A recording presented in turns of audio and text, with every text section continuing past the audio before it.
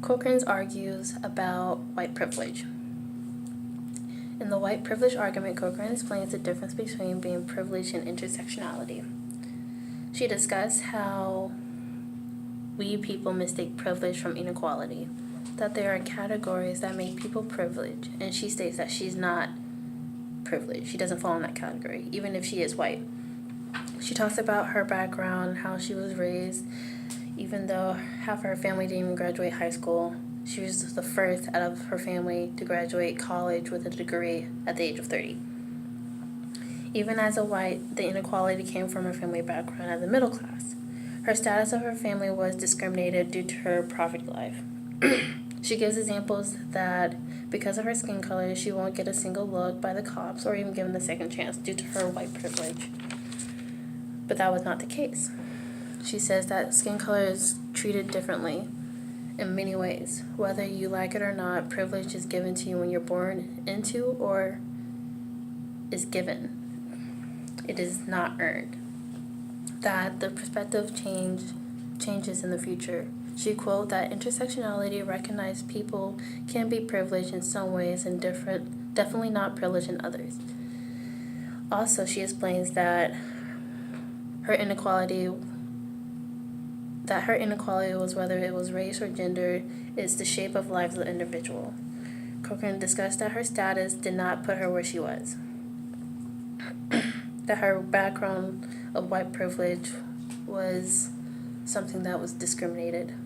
And then when a feminist told her that she had privilege, that made her upset. So that's when she went to the whole article about Peggy. She also said that life has had boundaries and standards. That in our society, that society is should put consideration between the privilege and it is being mistaken for inequality. That reality is an order of something to be earned that comes from hard work, and that's what Cochran argues. As for me, my throat's dry. But as for me, my own sexuality was I was born as an African American who's a heterosexual woman. So I grew up in a middle class from my background, and also I am a U.S. citizen as of when I was born, and I'm also in a interracial relationship. My boyfriend is white and I am black. So there are a lot of times where inequality is formed when we are out in public, how we get certain looks or we get talked about behind our backs, or we're just treated differently due to our different race. But at first, it comes to the part where I'm not dating him because of his color. It's more of how he treats me, and he treats me with respect, and he sees me as a beautiful person, even if I am black.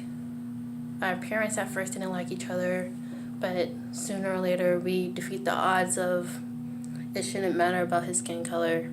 It's more of how he treats me as a person, and they eventually accepted us.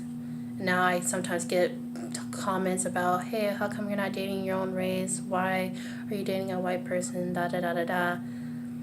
I was like, I like who I like. I have my own preference, and in that case, it shouldn't matter who I date. And that's just how I see it. And the inequality is not right. So that's my story. And again, yeah, that's all I got.